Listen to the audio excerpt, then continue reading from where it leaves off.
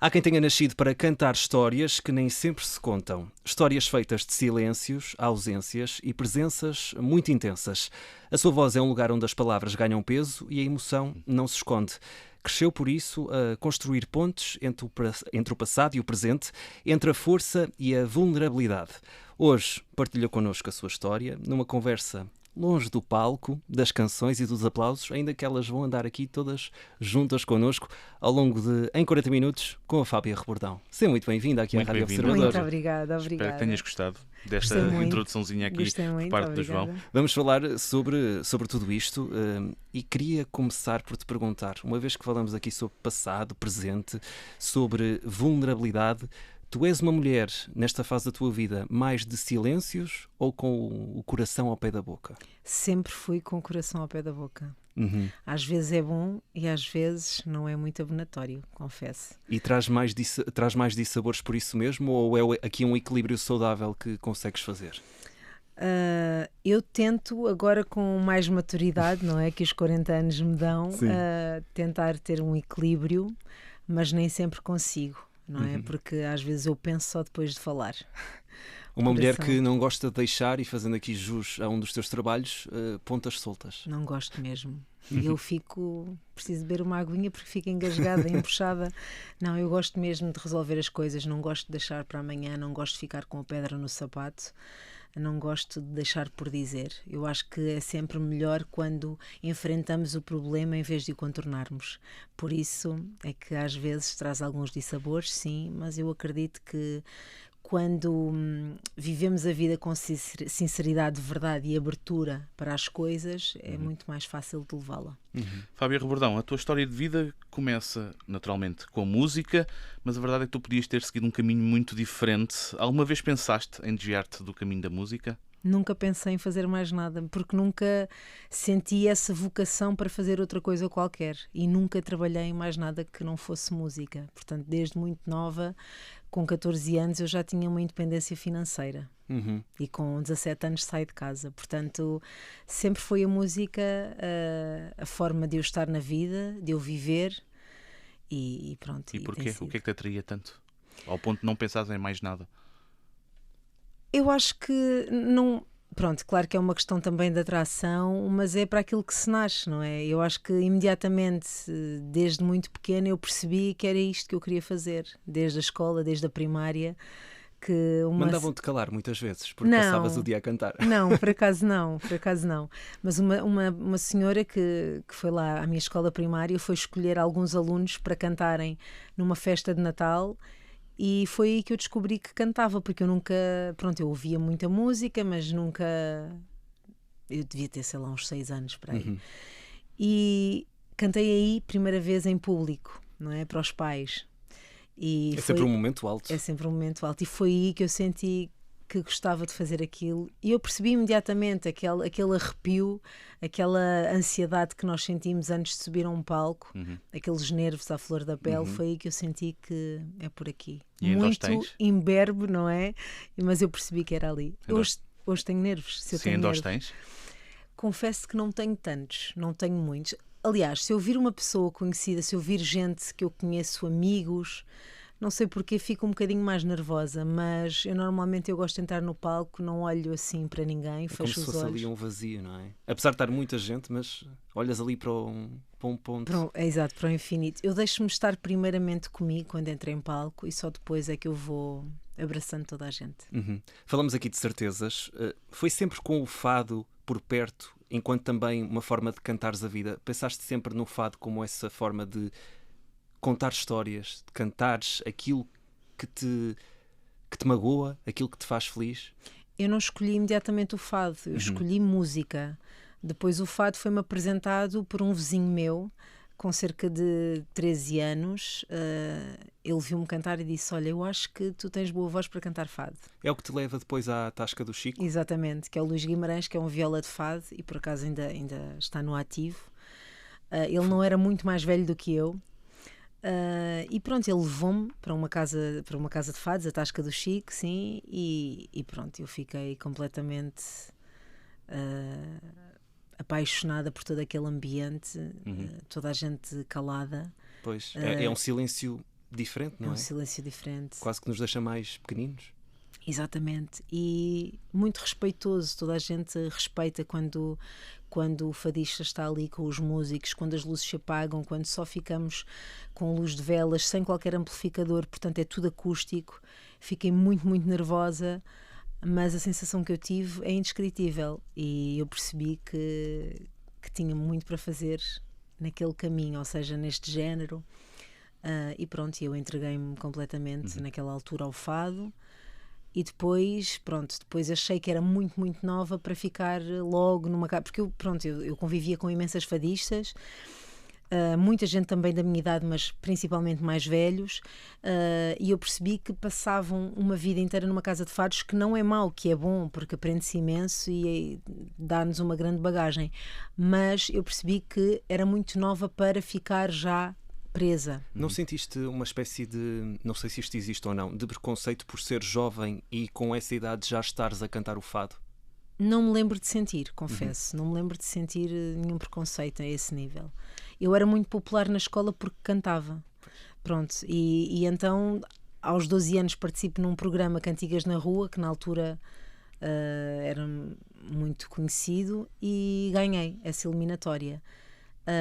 E depois, aí vou às casas de fado, começo a cantar fado. Aos 17 anos eu estou a cantar fado e há uma amiga do dono da casa de fados que diz: Manel, era o Manel Baixo, que era o dono da casa de fados, e disse: Manel, o Filipe Laféria vai abrir castings para o My Fair Lady. Não tens aí fadistas que gostassem de participar, de fazer o casting? E o Manel falou-me: por que não? E fui. E entrei. Portanto, com 17 anos saio do fado para ir para o My Fair Lady. E fiquei um ano. Lá está. Porque eu achava que era muito nova e que quanto mais eu experienciasse, melhor seria para mim. Mesmo enquanto intérprete, enquanto cantora, enquanto fadista, eu acho que o saber nunca é demais, não é? Portanto, e a Operação Triunfo situa-se em que... Tinha 18 anos. Foi depois? Foi. Eu fiquei um ano com o My Fair Lady no Teatro Politeama com o Filipe Laféria, e depois participo na Operação Triunfo, faço os castings, e eu lembro-me que eu já tinha passado, sei lá, uns 4 ou 5 castings, e eu tinha que entrar às 7 e pouco no teatro, porque tinha sessão à noite. E eu lembro-me de ainda ter imensa gente à minha frente nos castings da Operação Triunfo. Eu vou ter com alguém da produção e eu digo: eu vou ter que me ir embora, eu gostava de continuar, mas eu vou ter que ir embora porque eu tenho que ir trabalhar. E então, amavelmente, passaram-me à frente de uma série de gente e eu fiz o casting, passei e pronto, e eu entrei na Operação Triunfo e despedi-me do My Fair Lady. O Filipe ficou um bocadinho triste. Como é que começa essa conversa? Olha, tenho aqui uma coisa para te contar. Lembras-te dessa conversa? Lembro. Eu disse: Filipe, eu participei nos castings da Operação Triunfo e eu vou entrar. Lá está você, agora vai para o Big Show Sick.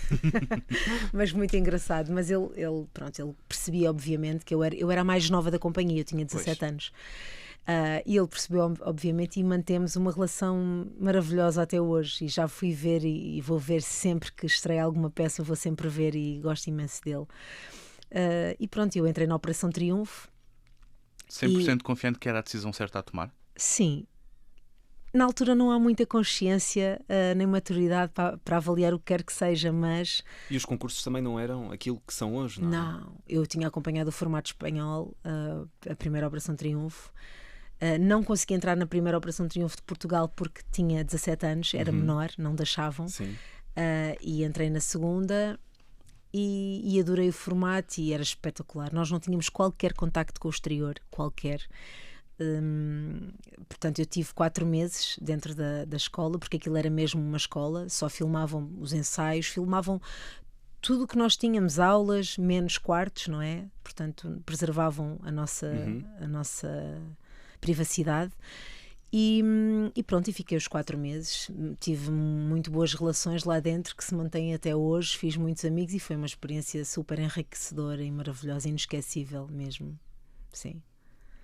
E a criança que tu foste, se bem que aqui já tinhas 17 anos, 18, mas sim. A criança que foste ia gostar da mulher que te tornaste hoje?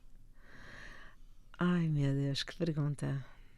Ahm, Tendo em conta todas as experiências e tudo, Sim. porque a música, quando falamos de ti, quando pensamos em ti, é inevitável não falar de música, porque está intrinsecamente ligado. É uma coisa quase. Sim, é Faz parte do teu dissociável. ADN? Sim, é verdade. A criança que eu fui, sim, eu acho que se orgulharia, certamente. Acho que talvez pudesse ter feito ainda mais, mas eu acho que foi o que eu senti. Mas isso já ah, parte aqui de uma exigência que tens para contigo Mais própria. consciente, Uhum. claro, sim. Mas foi o que eu senti na altura e foram os passos que eu decidi dar, portanto, acho que sim. És uma artista muito diferente agora daquela que eras quando Sim. estavas a dar os primeiros passos. No que é que sentes essa evolução? E pergunto também quem é que foi a primeira pessoa que te fez sentir verdadeiramente ouvida?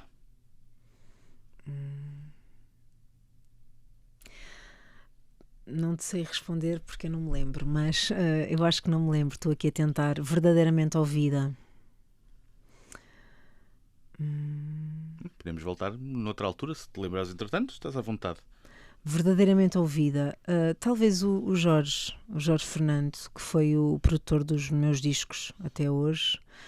Se bem que eu tive ali muitas pessoas que me ouviram atentamente, mas ouvir e conseguir descodificar é outra coisa. E talvez o Jorge tenha sido essa pessoa, sim. Uhum. E em que é que notas aí a tua evolução enquanto artista, desde os primeiros passos até agora? O Jorge impulsionou muito esta o meu gosto por escrever, por compor. Eu mostrei-lhe algumas coisas muito timidamente, porque ele tem coisas inacreditáveis e ele disse: Fábia, acho que não deves desistir e deves empenhar-te nessa tua faceta, e então ele tem vindo sempre a impulsionar-me muito nesse sentido. Sim. Na música, enquanto artista, quando começaste a fazer carreira, aos 17, 18 anos, se bem que ainda de uma maneira diferente, a Fábia Rebordão desses 17, 8 anos é diferente da de hoje. No que é que notas essas maiores diferenças ao nível de carreira e do caminho e do trajeto que tens feito até aqui? Sou mais, tenho outra maturidade, não é? Conheço muito melhor o meu instrumento, tenho o coração ao pé da boca, porém consigo, nem sempre confesso, mas consigo em algumas vezes pensar antes de falar e não O o que é que te contrário. inquieta ao ponto de, se calhar, quereres dizer tudo sem pensar? Às vezes Qual é aquele gatilho? quando tentam abafar a minha opinião, quando eu penso, porque eu acho que cada um tem a sua opinião, mesmo que a do outro esteja correta e a minha não esteja, é só a minha opinião. E ela vale o que vale, mas a da outra pessoa também vale o que vale. Portanto, quando tentam tirar a minha liberdade de expressão, isso enerva-me profundamente. Uhum. E isso depois Sim, sim. leva a que Sim. o coração E salte. com o passar do tempo, acredito que sejas ainda mais Sim, assertiva, digamos sim. assim. Porque nós levamos mensagens e nós, se não fazemos o que sentimos ou que não cantamos o que sentimos ou não interpretamos as canções da forma que sentimos, estamos logo imediatamente castrados ao início, portanto não é verdade, não é? E isso é logo meio caminho andado para não termos essa liberdade de expressão, é o que eu sinto. Uhum. Nós fomos percorrer algumas entrevistas que foste dando e também vendo aqui alguns comentários das pessoas que te seguem, que gostam de ti, e muita gente refere uma história de superação e empoderamento. É assim que também gostas de olhar para a história que foste escrevendo ao longo do tempo? Ou tens uma percepção diferente por ser também na primeira pessoa? Não, eu acho que sim, eu acho que sim. As pessoas veem-nos, é assim, veem-nos sempre de outra forma, não é? Porque nós não podemos ser o objeto observado e o observador, não é? Sim. Não podemos. E então as pessoas veem-nos sempre de outra forma. Eu acho que esse empoderamento talvez tenha a ver com o facto de eu ter perdido imenso peso, não sei, e ter mostrado que sim, que é possível, e algumas mulheres tenham ganho bastante força em relação a isso e olhem para mim com esses olhos de esperança e eu também vou conseguir.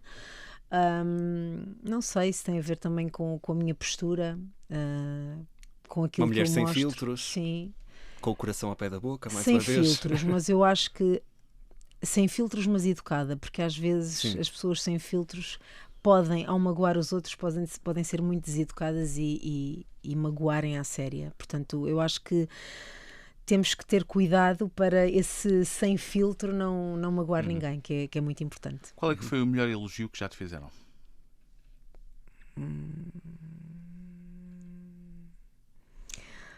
Ai, eu estou com amnésia. Deixa-me pensar. São muitos, mas sim, talvez esse de és uma mulher lindíssima com empoderamento, és representativa de todas nós, mulheres. Já ouvi muito isso, sim. Ou então representaste aquilo que eu sinto e que nunca tive coragem de dizer ou de fazer, sim. E como é que isso te faz sentir? Exato. Ia-te perguntar Desculpa? isso também. Como é que isso te faz sentir?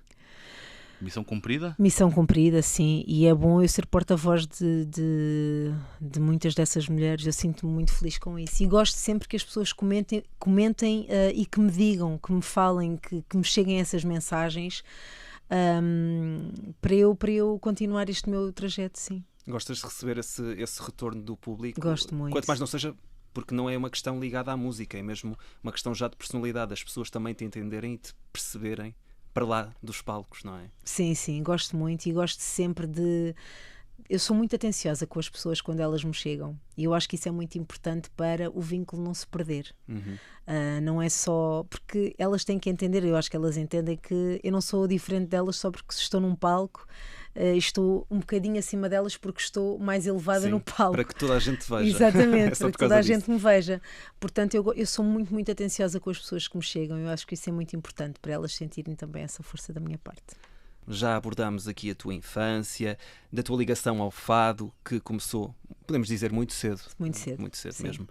Enquanto mulher, artista, mãe, tu sentes mais pressão neste meio artístico para vingares, para te reinventares? Isso sente-se de alguma forma no teu dia-a-dia? Por seres mulher? Ou essa diferença entre homem e mulher na música começa a ser cada vez mais, vamos dizer, esbatida? Já não se sente tanta diferença? Nós lutamos para que não se sinta, mas eu acho que se sente sempre um bocadinho. Sim, nós somos sempre muito mais subcarregadas, enquanto mães, enquanto mulheres, do que os homens. Mas eu acho que isso está num processo de mudança e ainda bem que está, e espero que esteja e que se acentue cada vez mais, sim. Tu sendo mãe, sentiste se calhar, vamos dizer assim, mais dificuldade, nem que seja voltar ao ativo, não é? Não digo voltar a cantar, mas voltar à atividade normal que tinhas antes de ter uma filha, a Maria Inês. Sim, exatamente. É muito mais, eu acho que para os homens acaba sempre por ser muito mais fácil esse, não é o desligar, não é? Mas para eles é muito mais fácil. Para nós, mãe é quem cuida, é quem protege, é quem está lá sempre, independentemente de tudo.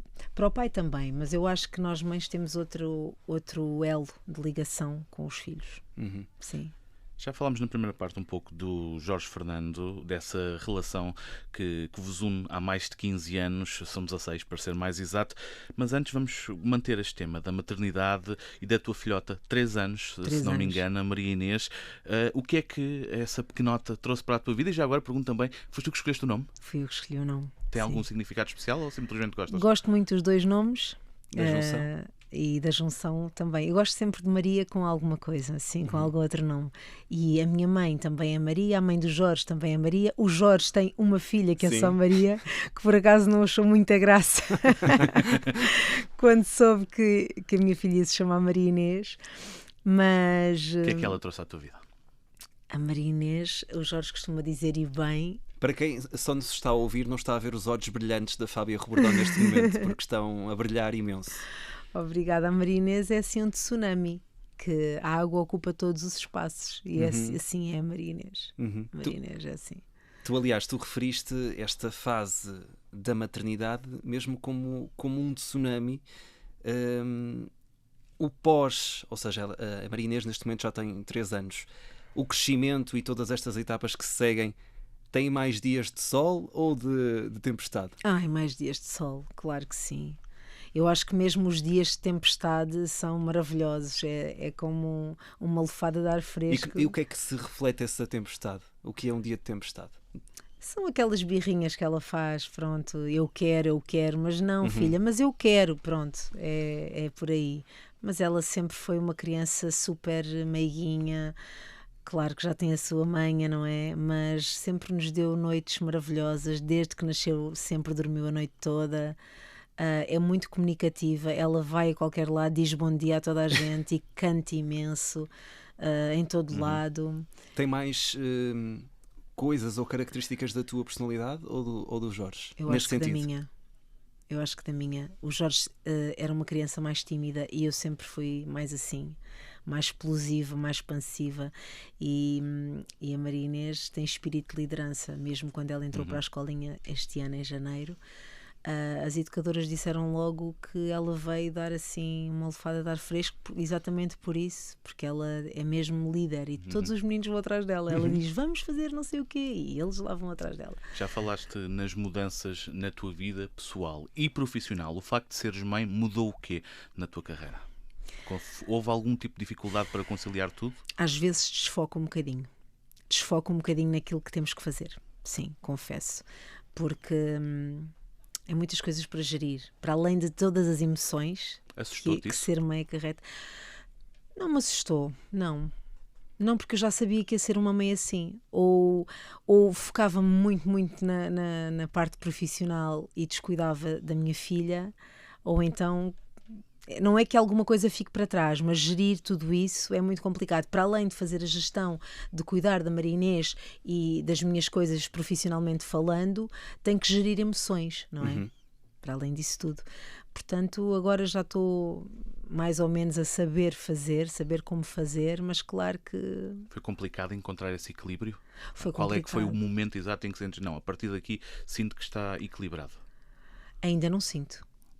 Ainda não sinto que esteja equilibrado, mas é um processo. Eu acho que esta entrada na escola foi um primeiro passo, porque eu quando estava grávida, eu dizia sempre ao Jorge, não, aos 2 meses ela vai para o berçário, porque eu tenho que continuar com as minhas coisas. Claro que Como é que foi o primeiro dia de escola? Por norma há muitas mães e muitas crianças que é um dia complicado. Quebram. É assim, esta escolinha é espetacular porque...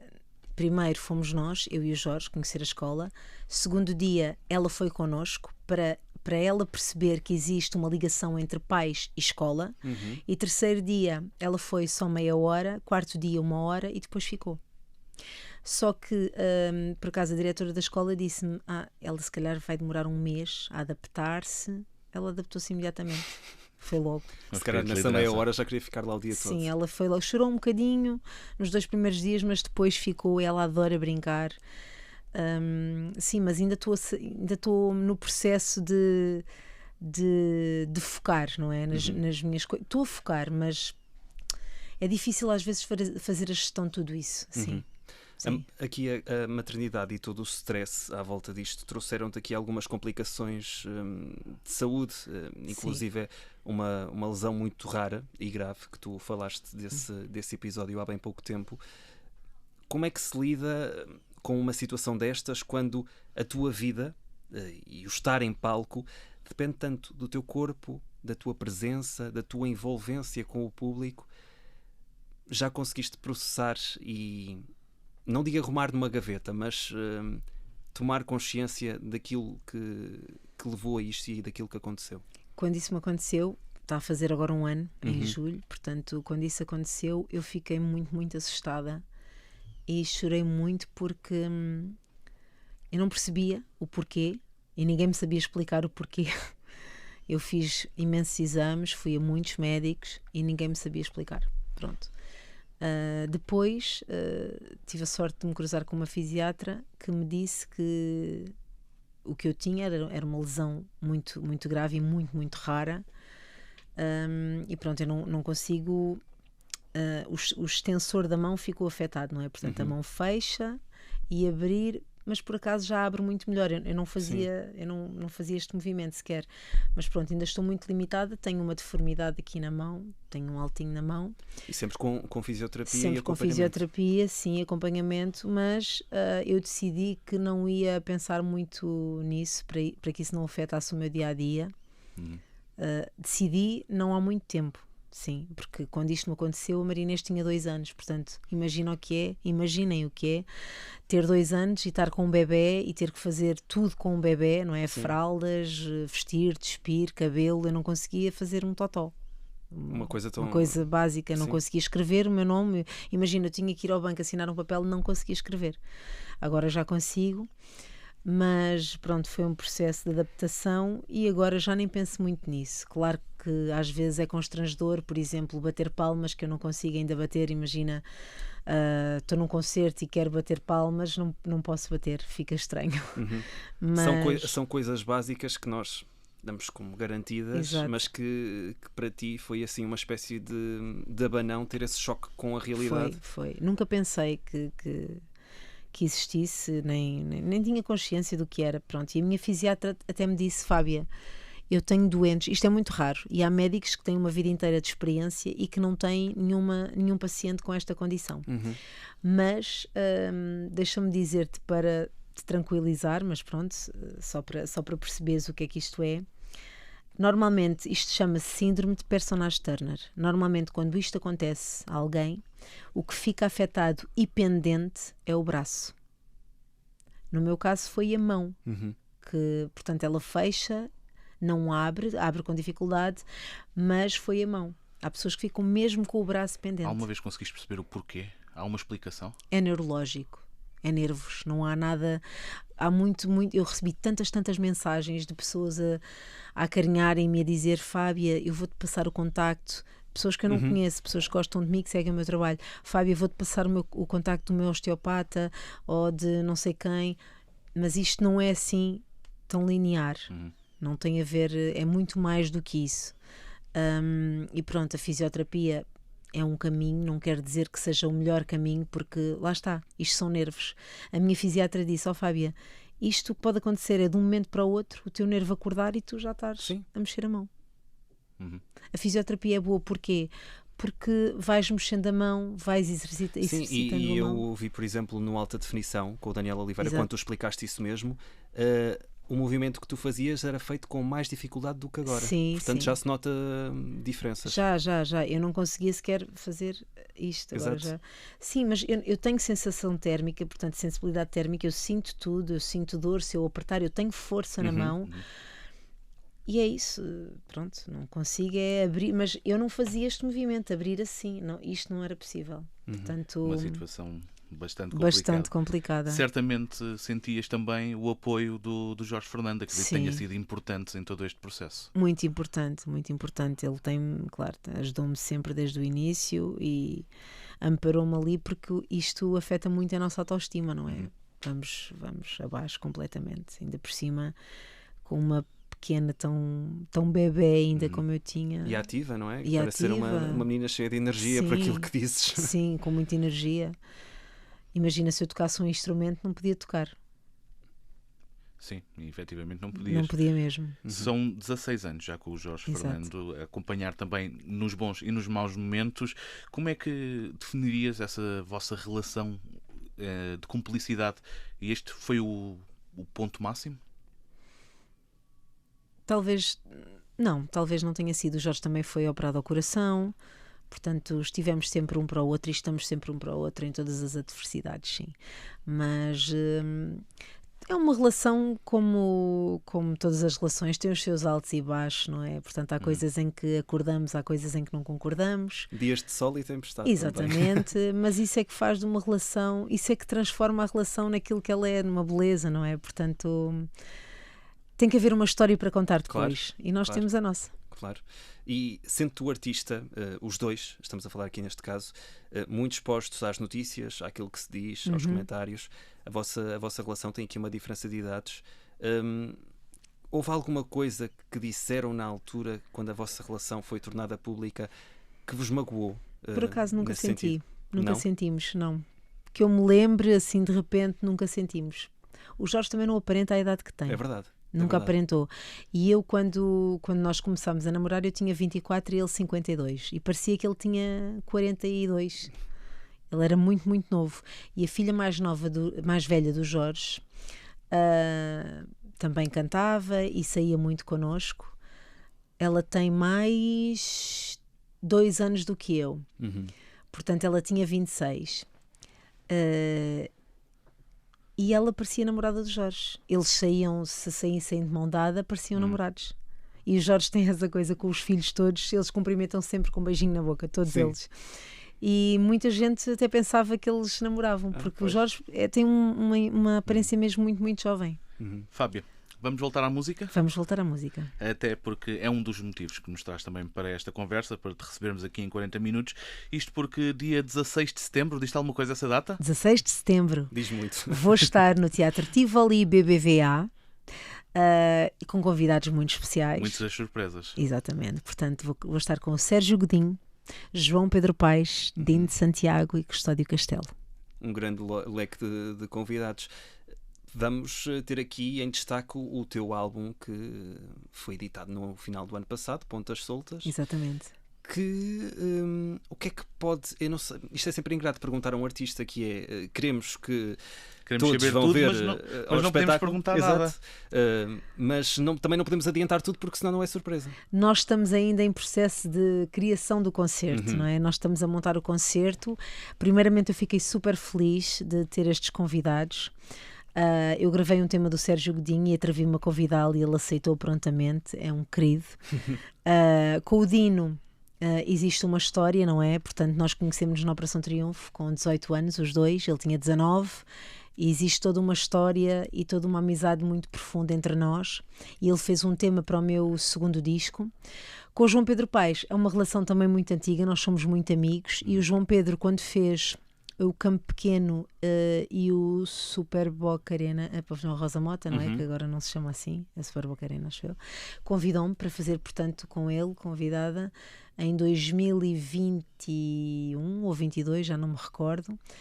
E, portanto, eu queria também convidá-lo. E o Custódio Castelo, porque está comigo desde sempre, é um guitarrista fenomenal, maravilhoso.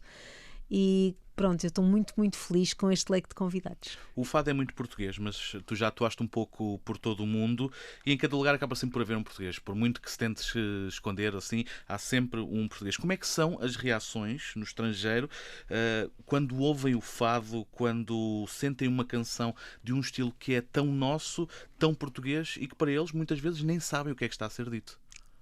É a linguagem universal que é a música, não é? Portanto, eles sentem aquilo que nós passamos, e isso é muito, muito importante. Sentem quando nós interpretamos um fado, uma canção, e eles sentem exatamente isso. Portanto, e eu também faço questão, sempre que vou a algum lado, cantar uma canção da terra. Portanto, eu vou à Polónia, eu canto muito na Polónia, canto um tema em polaco, vou à Holanda, canto um tema em holandês, e portanto não sou nada pioneira nessas coisas, a Amália já o fazia, não é? Portanto, eu acho que é um miminho, eles também não estão à espera disso, mas eles adoram fado, é verdade. E curiosamente, nós temos feito fado com muitas fusões, não é? Com a inclusão de outros instrumentos, mas curiosamente eles gostam da coisa mais tradicional. É, tu sentes isso mesmo no estrangeiro? Sinto, porque o resto eles têm. Que mais diferenças é que notas entre o público português e o público estrangeiro? O nosso público é muito, muito efusivo, porque percebe o que nós dizemos, não é? E eu sinto que o público estrangeiro talvez seja muito efusivo, sim, mas no final, ok? Eles não entendem o que nós dizemos, mas vão procurar entender, vão procurar depois saber se gostarem da canção, se gostarem do artista, vão procurar saber o que quer dizer a letra. E eu tenho muita gente que me segue, portanto que acompanha o meu percurso, que tem aulas de português e quer aprender português exatamente por isso, para perceber o que nós dizemos. Há bocadinho já falámos aqui do Pontas Soltas, este álbum que foi editado no final do ano passado. Agora, com alguma distância, já nos consegues dizer quão bem recebido ele está a ser pelo público? Muitíssimo bem recebido, sim. As pessoas, toda a gente me diz que gosta imenso do disco. Gosto muito do Barquinho Corcel. Barquinho de Corcel. É o meu favorito. É a música favorita da minha filha também, sim. Talvez pela sonoridade, por aquilo que transmite, não é? Que há ali também uma mensagem muito, muito importante. Exatamente. Mas eu reuni temas que me acompanharam desde sempre e autores que também me acompanharam desde sempre. Portanto, eu gravei Fausto, Sérgio Godinho, Zé Cabaleiro. Aliás, Zé Cabaleiro foi um dueto com ele, mas com o tema do Chico Buarque, mas fiz um tema com o Renato Teixeira, o autor da Romaria, e cantámos juntos a Romaria, que ele compôs para Elis Regina, do Jorge também, tenho temas meus também, e portanto foram temas que me acompanharam desde sempre, sim. E o Fausto, pronto, que nos deixou há um ano, tenho muitas memórias com ele, éramos muito amigos, também cantei em concertos dele, e não fui a tempo de lhe mostrar o tema. Infelizmente, eu bem dizia ao Jorge, quero mostrar o tema ao Fausto. Ele disse, não, mas vamos acabar primeiro, vamos misturar e masterizar, depois mostras. Não fui a tempo, mas felizmente consegui mostrar à família e gostaram muito, ficaram muito... E com certeza que noutro plano... Sim, o Fausto era um dos nossos génios, um dos génios que nós temos aqui no nosso país. Eu fiquei intrigado com uma das coisas que tu disseste há pouco, quando dizias que a tua filha tinha uma canção favorita. Tu fizeste questão de mostrar as tuas canções à tua filhota de 3 anos. Ela percebeu que eras tu? Como é que recebeu? A Marina está muito habituada a isto, a este mundo, desde muito nova. Ela tem 3 anos, mas desde os 3 meses que ela viaja connosco em tour. Eu fiz uma turnê na Polónia de 17 concertos e ela tinha 7 meses e veio connosco, sempre. E repara que nós fazíamos às vezes de cidade para cidade 6 horas de carro e ela vinha connosco, sempre. E ela está muito habituada. Ainda agora em maio... Gostavas que ela fosse cantora? Eu ia perguntar precisamente isso também. Se gostavas que tivesse aqui um seguimento? Eu acho que ela vai ser. Ela adora cantar, ela adora ouvir canções e comentar sobre elas. Ela vai-me sempre mostrando coisas novas que eu às vezes nem conheço. E eu também confesso que eu estimulo bastante essa parte, eu e o Jorge. Não é que eu lhe tivesse mostrado o disco, mas o Jorge, quando está em processo de mistura e masterização, ele ouve muitas vezes o disco, muitas vezes a mesma canção e as mesmas canções, e ela vai ouvindo e vai aprendendo e vai absorvendo e vai cantando também. Mas eu gostava que ela fosse, ela tem que ser feliz naquilo que ela quiser, porque felizmente os meus pais não me impuseram nada, e vocês sabem que o mundo da música é muito, muito incerto, e há pais que às vezes, para proteger os filhos e salvaguardar o seu futuro, preferem que eles sigam outra coisa, e às vezes os filhos acabam por fazê-lo, às vezes castrando os seus próprios sonhos, mas acabam por fazê-lo por vontade dos pais, e os meus pais felizmente nunca fizeram isso, e a Maria Inês será o que ela quiser, tem que ser feliz. Isso é o mais importante. Claro. Vamos fechar esta conversa, o nosso em 40 minutos, contigo, Fábia Rebordão. Deixa-me dizer-te só uma coisa, desculpa interromper-te. Para além do Tivoli BBVA no dia 16 de setembro, pois é, vamos a isso. Eu vou estar também no Coliseu Miquelense, em São Miguel, nos Açores. Que é quando? Dia 3 de outubro. Ok, é logo a seguir depois. É logo a seguir, com um convidado especialíssimo, que é o Ney Matogrosso. Olha, muito exatamente, bem. Que faz comigo o dueto neste disco, que é A Nossa Guerra, que é um tema do Jorge Fernando também. Mais um grande convite que fica aqui dado aos nossos ouvintes. Vamos só recapitular. Tivoli a 16 de setembro, com Sérgio Godinho, Dino Santiago, João Pedro Paes e Custódio Castelo como convidados, e no dia 3 de outubro no Coliseu Miquelense nos Açores, com Ney Matogrosso. Fica aqui feito o convite aos nossos ouvintes. Vamos fechar, estamos mesmo a ficar sem tempo. Se pudesse escolher um fado para pintar esta fase da tua vida, qual é que seria?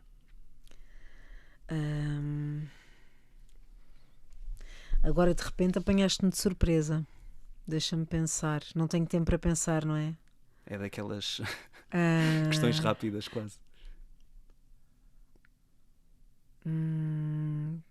Talvez, não é um fado, mas talvez o A Voar por Cima das Águas, o refrão, por exemplo. E que soa mais ou menos como?